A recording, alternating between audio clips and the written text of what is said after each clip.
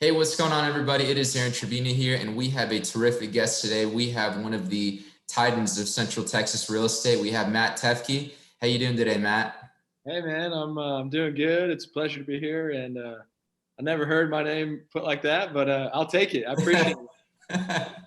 Absolutely. No, I know that we've had this in the works for a little bit. I think we first connected last year, so it's great to see you.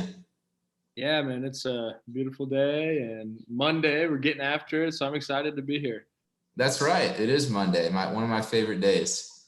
But yeah, Matt. So for those of us who aren't familiar with you, would you introduce yourself? Yeah, so my name is Matt, and I was born in Cleveland, Ohio. I moved to Texas when I was 3 years old. So don't know much about Cleveland, but pretty much feel like I grew up here in Round Rock, north of Austin, and my mom is really the one that got me introduced to real estate, and I saw a passion there. She was literally cleaning houses when we first moved here, and it was just me and my brother. My mom raised us, and she ended up owning properties, and I was just fascinated with how that all worked and how you could change your life and create generational wealth. And so I was very blessed and lucky to be introduced to real estate at an early age, and got my license when I was 17 years old. I'm 29 now, and just been really hustling, man.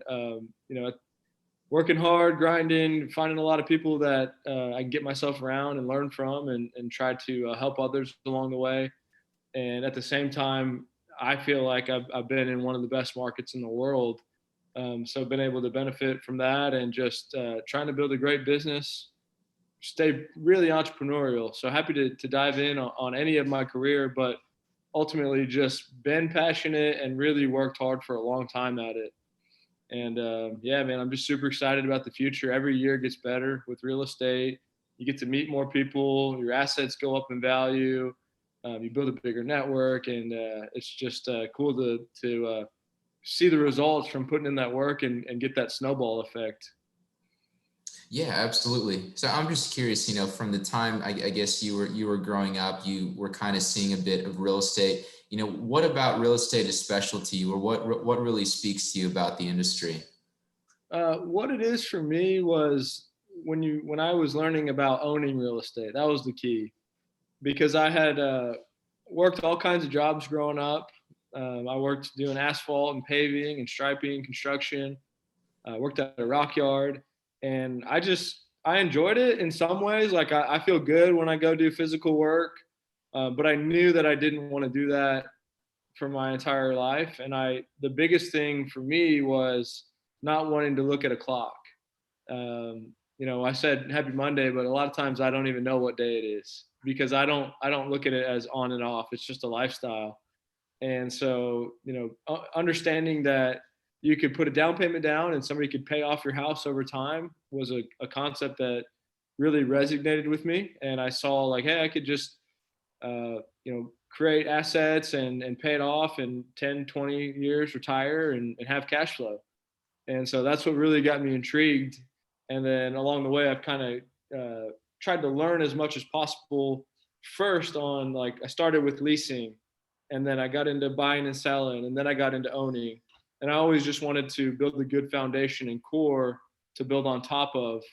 But ultimately, it was what real estate can allow. I saw that my mom was able to acquire these properties. She may one day pass them down to us. I could pass those down to my kids, or ones I create now, and really building something. And it's something that I believe that anybody can do. Like, it takes a little bit of sacrifice, but real estate's there for anybody and everybody.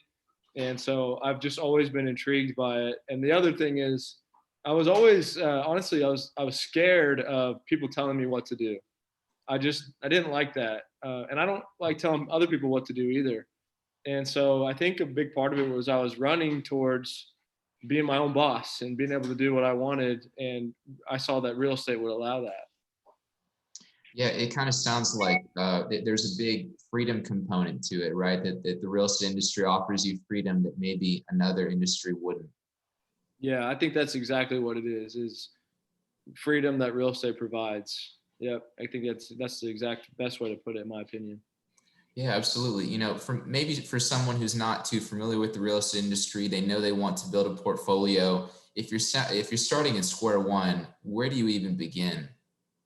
Yeah, I mean, it really much, it's really very dependent on your goals, obviously. But I'm a big believer in getting your license and becoming an agent and doing it that way. Everyone can do it different. There's a lot of people that have full-time jobs and they just invest on the side, but I think it depends what level you want to be in it. If you want to be in it full time, it's just my opinion,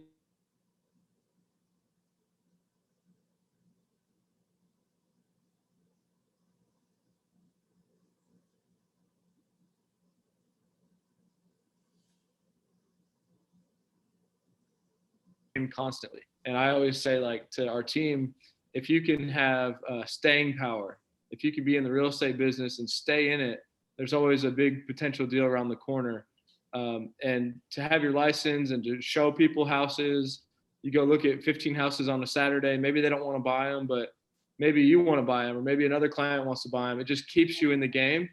And so I say just get in it and stay in it as much as you possibly can. But that's for people that want to go all in on it. Yeah, absolutely. Now, you spoke on something interesting. You said just basically keeping yourself in the game. And I mean, you've been in the game the past 12 years. Could you kind of take us to the very beginning when you were 17? Maybe first starting out to where you are 12 years later. What were maybe some of the different jobs that you had? Yeah, man, it's a long ride.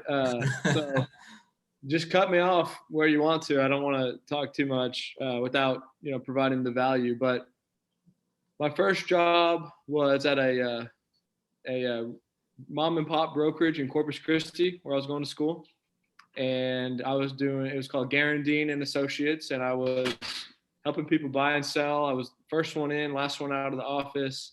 I got my leads from sitting there waiting on the phone to ring.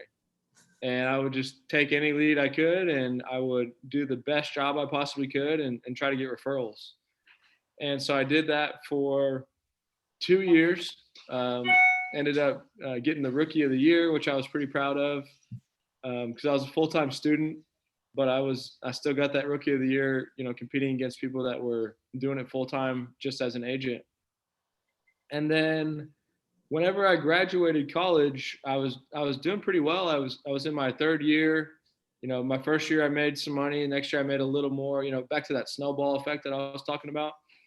And I was always pushing to do as much as I possibly could. Like I would Google real estate, just real estate, the word 10 times a day and see what articles popped up. And I was always trying to be a master at my craft. Whenever I graduated, I moved back to Round Rock and I started working at a commercial brokerage called Don Quick and Associates. And I did that for 6 months while I was waiting to see if I got accepted into a master's of real estate at Texas A&M. And so at that commercial brokerage, I was shadowing, I was looking at land, I was sitting down with the broker an hour every morning, and he was walking me through commercial contracts and teaching me everything he knew.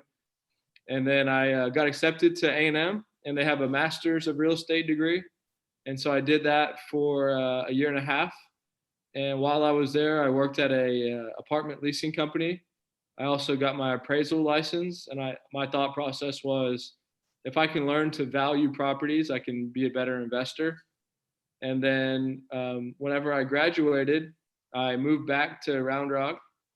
My mom at that time had gotten about 16, 17 houses. She kept buying, one or two a year for a long time period. And then my wife took over managing those properties, and I went to work at a company called Edge, and it was a retail tenant rep. And so we did. I was a junior broker, but I worked with Gold's Gym and Dick's Sporting Goods and Advance Auto, and I would basically do the grunt work. I would go and call the brokers, get the details, put the packets together, and then we would do a tour. And I did that for 3 years, and was around smart people. I loved the culture, but it wasn't me. I just didn't feel I could be entrepreneurial enough and wasn't flexible enough for me to kind of dive into new things. So I left, I teamed up with my wife. At this time, we had built our company to about 250 doors that we were managing, third party property management. And I had a real estate broker's license. So I had 10 agents on the team. And what we did was we took those properties that we were managing and we merged them with another company called Stone Oak. And so my wife and I own 30% of that company, and we're third party property management here in Austin. And then I had a real estate brokerage, and then I had to really dive into to figure out how to make that really work efficiently, because it wasn't really run like a business. It was just me giving my agents a good split and willing to help them as much as I could. But I brought on a partner to help me with that. It's called TRE. And so now we've got like 65 agents. And then we have a in-house construction company to handle remodels for other clients and for our team. And we have a wholesaling company. And so basically what I've done is found a lot of good people, partners to plug in to help operate. And my role is to grow all of these companies. So I'll try to grow the management, the brokerage, the construction, the wholesaling, and then I probably will do maybe like 2 or 3 brokerage deals a month. So I try not to only do that, but I try to have that as something consistent, and I don't want to do 5 or 10, because then it will take me away from really helping on the businesses. But I close the brokerage commissions to have some good income coming in. These little commissions every now and then. And so there's a lot of moving parts, but basically I'm a business development, trying to grow all of these companies and trying to get around a lot of good people. The one thing that I kind of skipped over was about 3.5 years ago, I saw the value of building a network. And so I've spent almost as a full-time job to get into this business development role of just meeting people, buying them coffee, buying them lunch, trying to really stay in touch, trying to really add value. And that's what's led to me finding these partners. And that's what's led to me be able to get leads to help grow these businesses. So I tried to condense it, but really, man, I tried to do like apartment leasing, brokerage, commercial, appraisal. I've raised money for syndications. I've developed a small retail building. My goal was to do as much as I possibly could, to learn as much as I could, and then get to a position where I just like zone in on one thing, which is what I'm trying to do now. And it's that business development role. Yeah, absolutely. It's interesting how you've kind of delved into different facets of the industry, and now it's kind of all melded together into where you're at right now. Yeah, it is, man. And I never thought it would work out this way. It just kind of happened. But I'm a big believer in having an entrepreneurial mindset. With our agents on our team, we say, hey, come to TRE, and we promote making money any way you possibly can on real estate. You want to manage, you want to lend, you want to syndicate, we'll help you, we'll promote it. And that's what I've always been wanting to do. And then it kind of just came full circle with finding the right partners. But it's something that I preach. Like it's my opinion that if you're just buying and selling as an agent and you're not, getting into owning and, understanding like the investment side, you're missing probably the most important piece of it all, in my opinion. Yeah, absolutely. One thing I found interesting as well was, you getting your license to be an appraiser, because that can be crucial, knowing how to value a property, through that appraisal license. What do you know now that you may have not known before about valuing properties? Yeah. So essentially there's a couple things that are important to point out. Anytime you're looking at a property, you're wanting to appraise it at the highest and best use. So that's critical to understand. What's the best use for this property? The other thing that's really big is there's 3 approaches to valuing a property. So one, there's the sales comp approach, which is pretty much what most residential agents and probably most brokers use in general. Like what are other properties selling for? The other one is the cost approach, which is what's the cost to totally rebuild it? And the other one's the income approach. So you value it based on the income. So I just kind of learned about these three uh, techniques to value property. And if you can value property with all three of those and then come up to your opinion of value based on all three of those, and um, that's key. And, to be a great investor, if you got to understand value. So put a value on it, and then you always want to try and buy below that value. But yeah, I think, I respect the profession. It's hard. It's interesting because they can be all over the place what people think values are at, because that's what it is. It's an opinion of value. And so I just learned that it's a serious profession. It's hard work. It's very detailed. It's very much dependent on relationships. A lot of the appraisers basically get their comps from the other appraisers, and it's challenging, man. I was my first job was to appraise 6 fireworks stands all over Texas. I had to drive to Edinburgh, Brownsville, Corpus. I had to drive to these cities and go measure the fireworks stands. I had to look at the land. And as you can imagine, these aren't, most of the time fireworks stands are in random spots of the city, like country roads. And, it was hard, man. I couldn't get any realtors or appraisers to give me comps. I think my boss was messing with me, giving me that project, but I learned how to respect it from that. Yeah, it's funny how you kind of learn those, that lesson from experiences like that.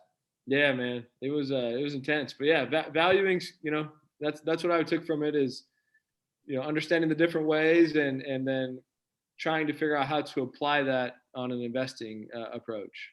Okay, absolutely. So for those of us who aren't too familiar, maybe we haven't seen an appraisal before or aren't familiar with the process, what does an appraisal look like? What is it telling you? Yeah, so it literally runs through all three of those approaches, and you come up with an opinion on all three. Sometimes you can't have if it's land, you can't have a cost approach to rebuild because it's just land. But it's a detailed packet. It's usually close to 50 pages. You'll have the subject property, and then you'll have the properties that you're comparing it to. You usually have 3 comparable properties on the sales approach, and then the appraisal will literally tell you an exact dollar amount, or sometimes a range of what they think it's worth. So really, you're just looking for what that range is, and then you want to look at the comps to see that they use good comps. You want to see which method that they put more weight to.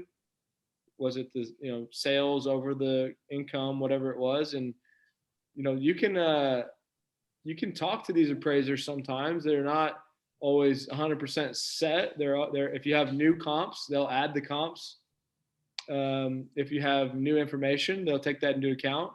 And so I've done it where they've given me a value and I sent them a couple new things and then they gave me a new value. So there's somewhat of a collaboration that can take place, but the big thing is what's the value at the end of the day, and what comps do they use and what approach do they use? Yeah, absolutely. So just to clarify, you got your appraiser's license when you were at A&M, right? Mm-hmm. Okay. Was there someone that told you about it, or you just kind of did it on a whim, or how did you know to just get this license and figure things out? Well, so it's I can't remember exactly how the relationship works, but I'm pretty sure you essentially have to have a broker, like you do in having your license. So it was just something that I knew I wanted to do simply because of what I said. Like I wanted to understand how to value properties the best way anyone could. So I set my sight on getting into that industry, and then I found the company. And so I can't remember the company name, but it's a guy named Brian that was my boss, and he paid for me to get my appraisals license. Took all the courses, and then I'm pretty sure like I signed up under his license, and then I just got to work, and he started giving me assignments and guiding me. But it really came from me wanting to break into that industry. I was actively seeking that out. Yeah, absolutely. And just curious as well, you'd mentioned how you went to A&M in College Station and you had done the real estate program. Could you kind of explain, what that program was like and kind of what it did for you? Absolutely, man. I enjoyed it. Um, so I was a hustler in college. I was, selling houses, wheeling and dealing, but I wasn't, super smart, super book smart, super, uh, you know, up to date with how to do financial analysis, stuff like that. So when I got there, it was a massive wake up call, man. It was interesting because I was around a lot of people that I saw as a lot smarter than myself on some aspects of what we were doing. But on the flip side, I had a really good understanding of real estate that a lot of people didn't. And so I tried to, merge those the best I could for myself. But, basically it was a ton of financial analysis. We're doing like the IRR calculations, the net present value, internal rate of return, working on all kinds of discount analyses, discount cash flow analysis. And it was just very technical. So I had to just really go in after hours and meet with the teachers and try to figure out how to pass this class. At the same time, trying to build really good relationships with my classmates.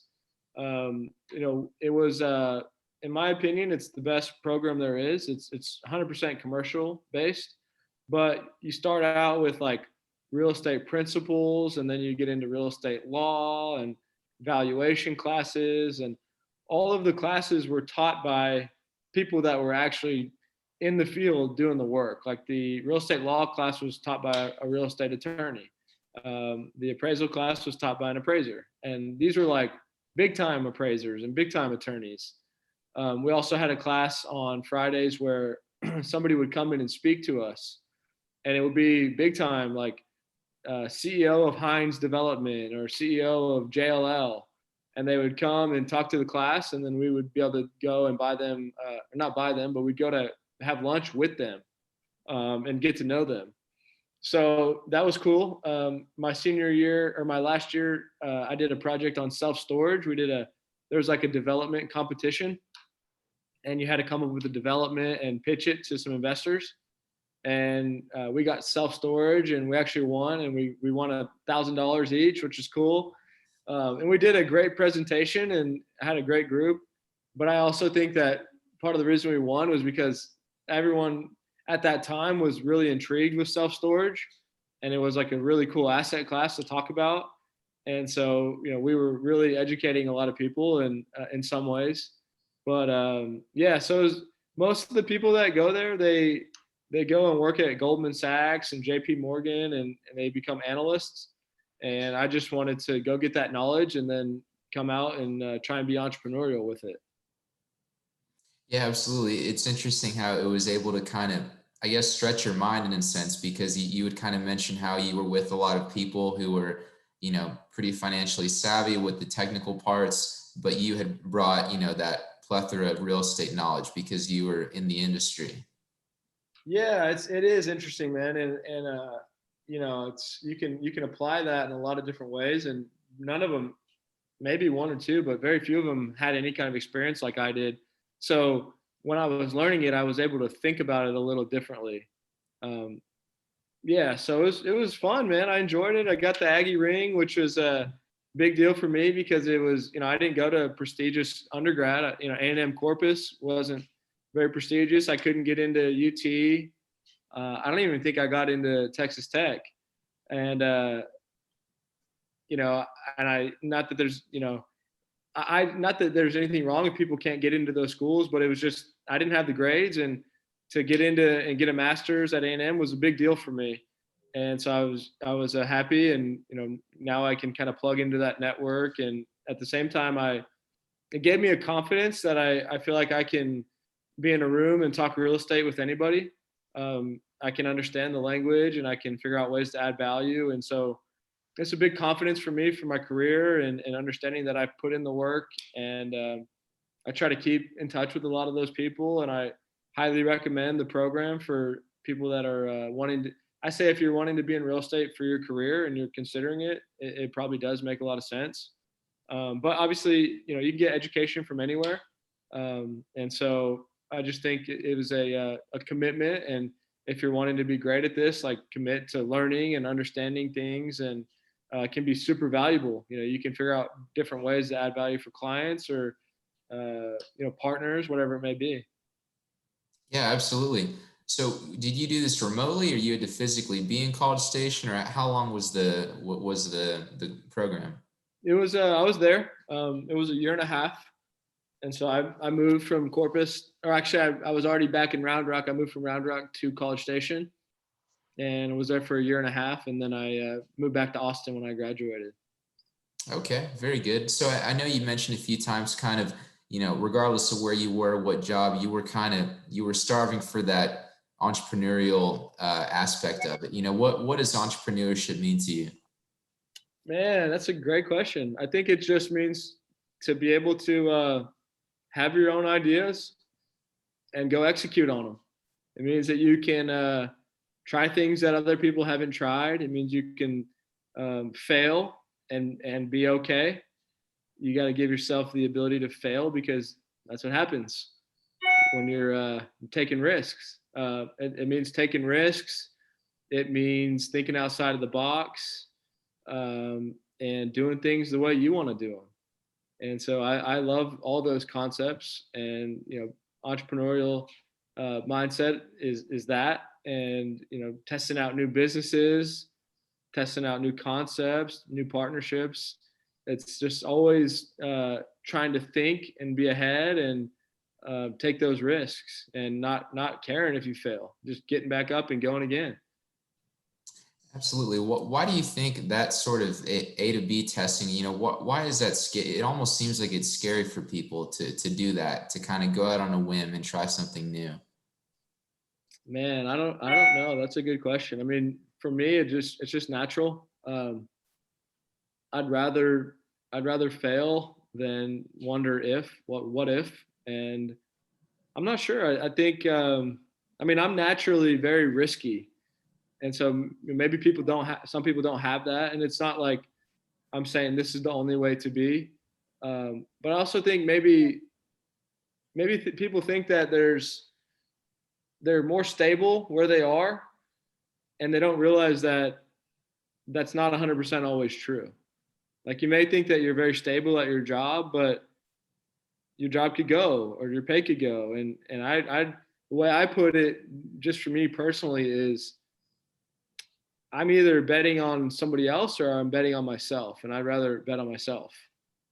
So I think, there's a lot of people that I've got friends that are very good at what they do, and been doing it for a long time, and they work at companies, and they could totally start their own business, and they've got the skill set and the knowledge and the client base, but they don't want to. And I don't necessarily think it's that they're scared. Some people want to have their own thing, and don't let it fool you. It never shuts off. It's hard work, and everything is relying on you. And so there's definitely something that I can understand, where you want to shut off at 5 and shut off on the weekend, and not have to worry about the accounting of the business, or getting sued. And so it's just different mindsets. But I lean towards the more risky, seek the reward. And but I think, I guess what it is ultimately, I would say it's just they don't want it. If you're not doing it, you don't want it. You don't want it bad enough. You want what you got. Yeah, no, that's absolutely true. It's interesting, what you talked about, kind of the illusion of security, right? Your job could be there, it couldn't. The pay could be there, and then one day it couldn't. And it sounds like you're saying that entrepreneurship is a way to kind of, craft your own way. Yeah, man. Everything's on you, and some of my buddies that I'm trying to get to take that leap, it's scary, and I understand that. But I tell them, like, the day that you put in that 2-week notice and you start hunting for yourself, you'll start getting leads. You'll figure it out. You'll stay up a little bit later than you normally do, but you'll get there if you keep pushing through. And obviously, it's not always easy, and there's not an exact course, but you try to get around the right people, and I just rather fail than know that I never tried. And some people don't want to try. They're good with where they're at, and I totally get that. Like, I a lot of times I totally understand how nice it would be to shut off at 5 and not work on the weekends. I get it, but I'm trying to do something a little bit more for myself, as far as building businesses, and you gotta take this path to do that in a lot of ways. Yeah, absolutely. What's I'm just interested, what's kind of a big misconception you think that people have about building a business? Hmm. Man, I don't know. I don't know what people think about it because I'm just building it. Yeah. Uh, I guess that they think that that you're. I don't know, man. Misconceptions. Yeah, because at least to me, it kind of seems like building a business for someone who, they're stuck in their 9 to 5. They kind of have their own methodical way of doing things. Going out on a whim and building a business is just something that almost seems out of reach and just, not even attainable for some people. But you're saying that Oh, I it's see what you're possible. saying. Yeah, that's good. I think they don't realize how simple it is to get started.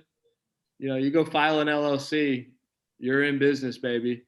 Um, and they just don't understand. Like, I think people never have told them how you can do it and what you do. I mean, a lot of people don't know what an LLC is or how to file it or anything about it. Um, so I think they maybe just think that it's out of reach, and it's not. I think everyone can start their own business. Not easy, takes time, not guaranteed to succeed, but all you can do is keep getting back up and trying. And I'm a big believer that if you anything that you're trying to accomplish, if you hear the word no 100 times, then you'll find success. And you could say the same thing with business. Go fail 100 times on different businesses, and you'll find one that works. It is what it is. I mean, you got to just get out there and take those shots. Nothing's guaranteed to anybody. But like I said, I think maybe the other one is that they're scared to bet on themselves because they don't have the confidence that they can do it because they've never seen it. And so, have that confidence that you can. And if you fail, you fail. Just get back up and do it again. Yeah, absolutely. There's definitely a lot to be said for that, Matt. So I know in the beginning you kind of mentioned, a bit about your experience, different, facets of the industry you've been in, and you touched a little bit on, what you're doing right now. Could you kind of explain more or less what your companies right now that you have, what you're doing with those? Yeah. So our construction company is doing full scale remodels, bathroom, kitchen, additions. Got a really good team, so I'm trying to help grow that. We're also bringing in a consultant and a new software system, so we're trying to scale up and take that to the next level. We've got more leads than we can handle, and we need more people to join the team. So that's a big challenge. There is finding project managers, skilled labor, willing to pay well. We just got to find the right people. So I'm in charge of bringing in the leads for that company, and the big goal there is to build a couple properties. We want to build 3 or 4 houses this year, and work our way towards becoming a full-scale development company. That's the goal. Maybe it takes 5, 10 years, but we want to actively take steps towards that. Then we got the property management company, and my role there is also to bring in leads. So we have a process of signing on new doors. And when I get a lead, I'll pass it on to our sales guy, Mike, and then he'll close the actual lead. The real estate brokerage is continuing to find more agents, and at the same time supporting the existing agents. I probably get like 3 or 4 calls a day from our agents, so trying to be there to support them with contracts or questions, negotiating. And then we got the wholesaling company. I've got 2 partners, Doreen and Alex, and trying to make money on wholesaling deals. We've got 11 duplexes right now in Austin that we're wholesaling, and I think it's, in my opinion, one of the most exciting deals of this year so far because the inventory is low. It's hard to find opportunities, and buying one duplex is a challenge, but getting 11 on the same street is pretty cool. So we're focusing on that. So basically, like, my role is to help grow all of these businesses, but things come up where I get more involved, like these duplexes right now. I'm not really super involved on the other wholesale deals that we have, but on this one, it's like I want to jump in and figure out how to get this deal done. Um, and then on the brokerage, every now and then, one of our agents will be like, "Hey, you want to come out and look at a property with me, or go on a tour?" Then I'll go do that. So I'm really trying to just grow all of these businesses, but then plug in where and when I'm needed with the team to just try and add value and help them the best way I can, if that makes sense. Yeah, absolutely. Again, it kind of seems like, the point that you're at now with all these different companies, you're still using a lot of the knowledge you've gained over time into these new businesses. Yeah, absolutely, man. I mean, I come up with new, like, I try to have a bunch of new ideas all the time and different, and maybe I'll throw out 10 ideas and one or two will stick, but I constantly throw out ideas, and I'm lucky to have people that trust my opinion and how I view things. And so they give me serious thought when I have new ideas. And I just try to add that value where I can and when I can. And so it's pretty exciting because I like business. I'm obsessed with Shark Tank and like seeing how these guys get these deals done and what the deals look like. And I actually feel like I've learned a lot from there. So any kind of business, like, someone's got a restaurant business or a car shop or owns an elevator company, I'm interested in how they're making money. And if there's a way that I can legitimately plug in and add real value and it doesn't sidetrack me from my other businesses, and usually things don't whenever it's a business development type role. But if there's a way that those things can come together, then I want to be involved. If I like the person and they like me and I can add real value, then I'm interested. So it could be totally random business, but I enjoy it. And I like getting around good people and having goals and dividing and conquering. And it's just all fun, man. It's a lifestyle and it's making money, but it's also creating opportunities and building things and learning constantly, and figuring out how these businesses can help each other is pretty cool. Because the more that things you have going on, the more synergies you can create. So we kind of feel like we've created a little ecosystem where with the different businesses where you don't have to use one. You don't have to use. You don't have to use all of them. You can just use one or two. But there is a system where if you're wanting to buy a deal, we could find a deal the wholesale. We could find a deal that I'd be the broker on, or one of our agents on our team. We could renovate it with our construction company. We can manage it with our management company. If you want to sell it in the future, we can sell it with the brokerage. So kind of created this ecosystem that you can plug in and get the value from all of them, or you can buy your own property and we'll just renovate it for you, So it's pretty cool. Yeah, absolutely. That's real interesting what you talked about, kind of building that ecosystem to where you could kind of frankly, get projects done from a lot of different angles. Could you, and I know you mentioned it briefly before, but could you kind of talk a bit more about the duplexes you're wholesaling?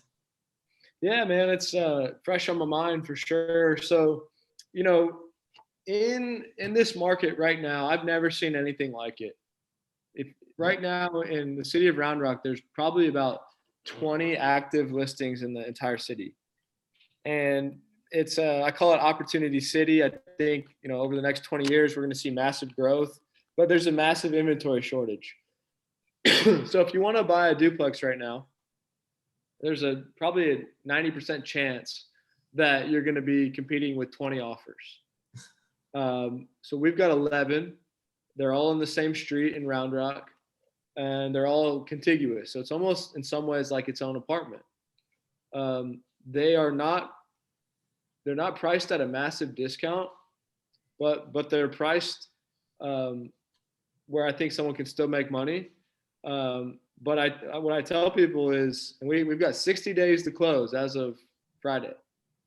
What I tell people is, if you want to come and buy 11 duplexes in Austin, how are you going to do that? Right? You're gonna get in bidding wars 11 different times, and you're not going to get all 11 deals most likely, or you're going to overpay for them. So we've got 11 all ready to go. We're asking 4.3 million. We have the rent rolls, we have pictures, and we've got 60 days to close.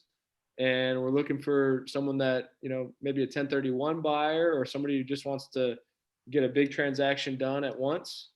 And we're wholesaling it. So we have it under contract. We've got 60 days to close, and we're trying to get 4.3 million. We're willing to look at all offers, but it's a pretty exciting deal. There's not a lot of packages, if any, right now that I know of that are out like this.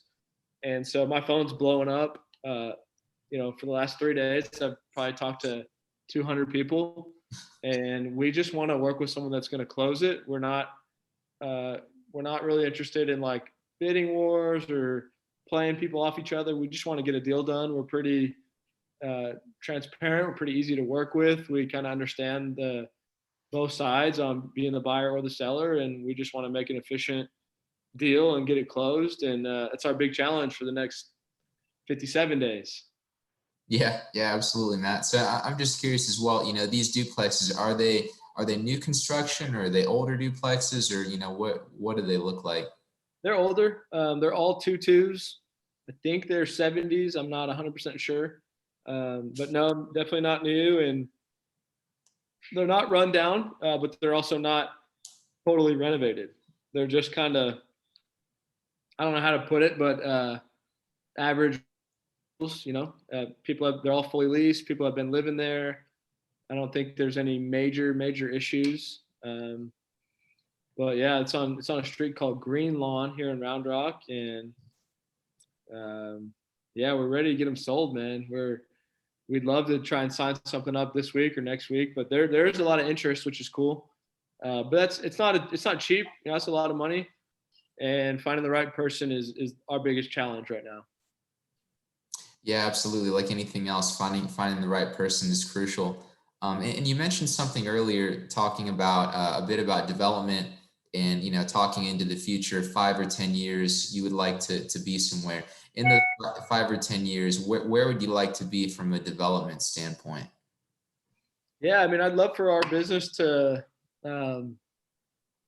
We have revenue goals. So 5 years, I haven't thought that far out. I mean, our goal right now is to get our construction company to $10 million revenue business in the next 2 or 3 years. And so that's a big goal, but would love to have multiple branches of that company. One would be maintenance for management companies. Two would be our full scale remodeling, which we already have in place. And then on the developing side, we'd love to just be developing, man. Like, even if we're doing 1 or 2 or 5 houses a year, that's great for me. I don't usually put these clear finish line guideline points in to say this is, the revenue goal. Yeah. Like, we're just telling ourselves because we want to keep pushing forward. But I just want to keep doing the best job we can. I could say like, hey, we want to do a subdivision, but once we do that, I'm going to be like, well, let's do 5 more. Just want to keep it going. And I'd love for everyone that's on the team to still be on the team, and to feel proud of where they're at, and to love our company. And I'd love to bring more people on, and yeah, just be developing anything would be a great goal for us, because we're not developing anything right now. Yeah, yeah, absolutely. So, we touched a bit about, developing, what else is next for Matt and his companies? What are you looking forward to in the future? I am going to be announcing this week that I'm running for city council in Round Rock. All right. I'm pretty excited about that. And other than that, man, I'm pretty passionate about the cannabis industry. So trying to figure out how to get involved there. And then I have a friend that works on cars from the 1930s. and he's been doing it for 12 years. He's very, very skilled and can basically build it from the ground up. And there's almost nobody that is his age that does this. And I'm trying to start a new business with him doing that. Yeah, So absolutely. politics, cannabis, and cars, I guess. Politics, cannabis, and cars, man. Well, congrats on running. That's really exciting. Appreciate Um, it, man. yeah, no, I'm also interested. What's appealing to you about the cannabis industry? What do you like about it? We got another hour. We'll have to have you on another time. Man, I could go on and on, but I just feel like it's BS that the plant has been illegal the way it has been. Um, Social justice. I mean, there's people in jail for smoking a flower or possessing a flower, and I personally think it's a lot better than alcohol in a lot of ways. There's politicians that are making millions of dollars a year, and there's people sitting in jail. I think that it's a medicine. I think that there's untapped potential for it to replace opiates. And I'd rather have, my mom. She's got pain sometimes. I'd rather have her smoke a joint than go take a bunch of pills, and it works. So I think it can disrupt the medical space in some ways. I think it can disrupt beverage space. I think it would stop wasting money on putting people in jail and keeping them in jail. Just doesn't make any sense to me. But the good thing is, everything seems to be on anyone that supports it. Everything seems to be on our side. It's happening. It's going to happen. 5 states had initiatives in this recent election. All 5 passed. I think New York is going to pass this year. And you heard it here. It's my prediction that cannabis is going to be legal in the next 2 years, totally legal. That's what I'm guessing. Especially with the House and the House and the Senate and the presidency all being blue. I think that there's a big chance that they pass it through, and I hope they do. And I also see a tremendous amount of business opportunity. So all those things being said, I think it's right for it to be legal. I think it's wrong for it to be the way it is. But they say 7 out of 10 approve of cannabis being legalized in some form or fashion. So it's like one of the few industries that there's this unbelievable demand that's being artificially held down. And I personally think it's the biggest opportunity in my lifetime is cannabis business. Yeah, absolutely. I'm just curious, was it someone that turned you on to the cannabis business, or you just kind of researched it independently by yourself, or how did you get into it? Friends turned me on to the flower early on. I'm a fan, man. So Yeah.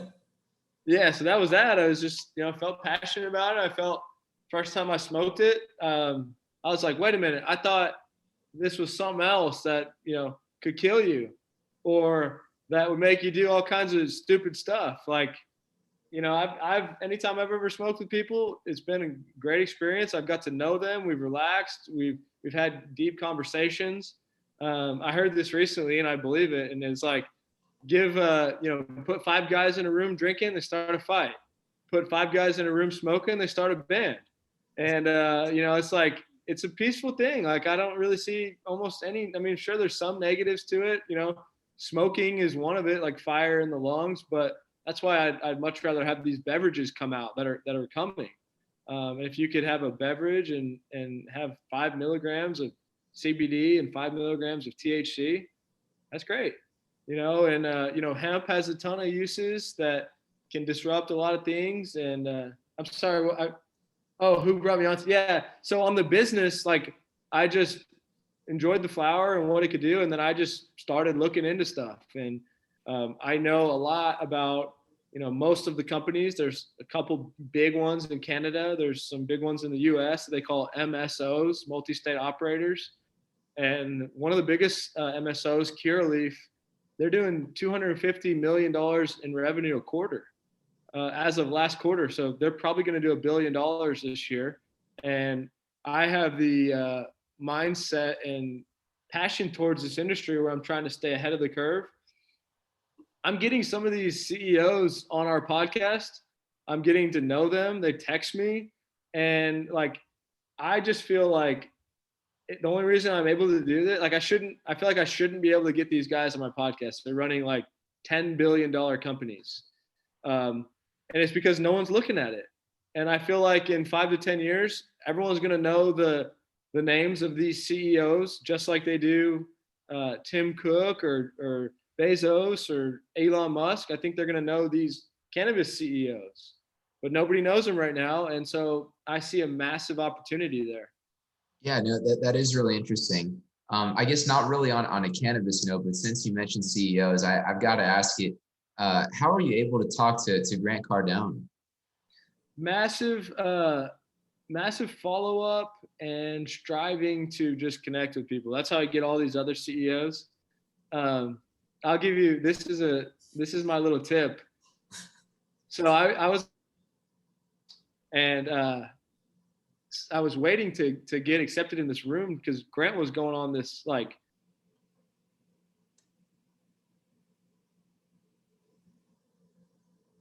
seemed like he was telling everybody yes to everything.